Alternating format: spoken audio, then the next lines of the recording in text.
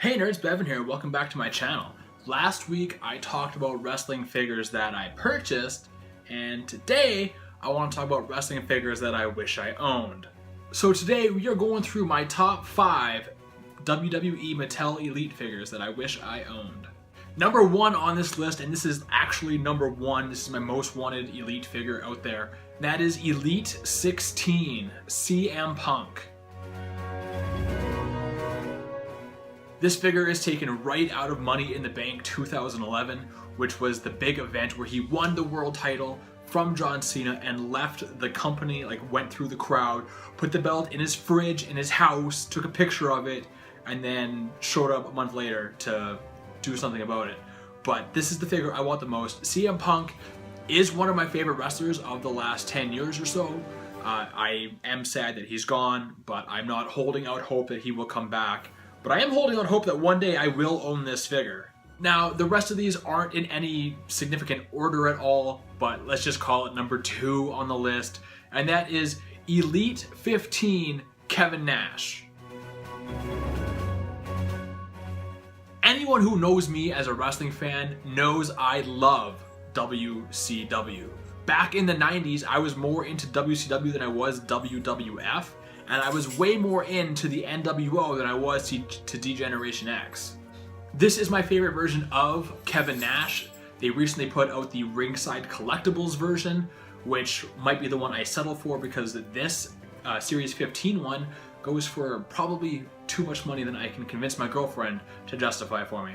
Speaking of Ringside Collectibles, number 3 on this list is the Ringside exclusive Bret Hart in the all pink with the jacket. Bret Hart is my favorite wrestler of all time, and I want to have basically every version of Bret Hart, so let's just throw Elite 42 on there as well. Number 4 on the list is Elite 17 Undertaker in his American Badass gimmick. Now, a lot of people aren't a fan of this Undertaker.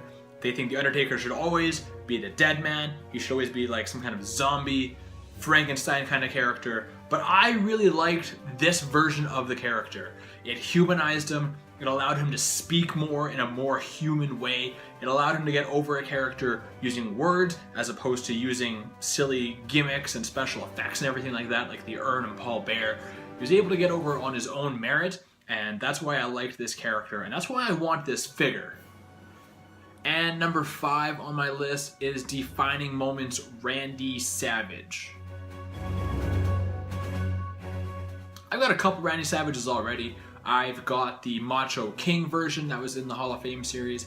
I've got WCW Macho Man, but I don't have like a definitive WWF Macho Man Randy Savage. And I want him with the entrance gear and everything, and this is kind of closer to my time too, because he's wearing the long tights with the shirt. He's not just in the trunks with the stars like he was all through the 80s, but this is what I'm looking for. This is my definitive, defining, pun very much intended there obviously, my ultimate Randy Savage figure.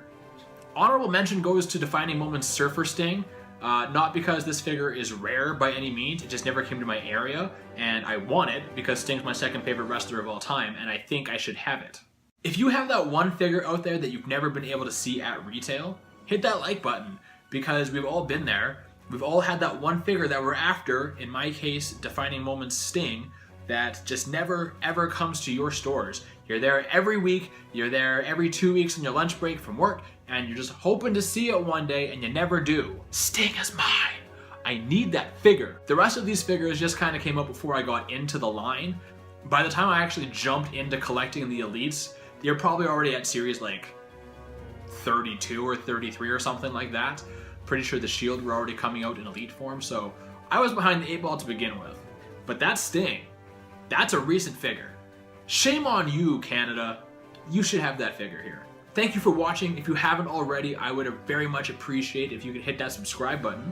I put out videos once or twice a week, and it's usually about toys. So if you're into that kind of thing, feel free to join me in this excursion of mine. You can follow me on Twitter and Instagram at Bevan Boychuk. And until next time, folks, I am out like a light.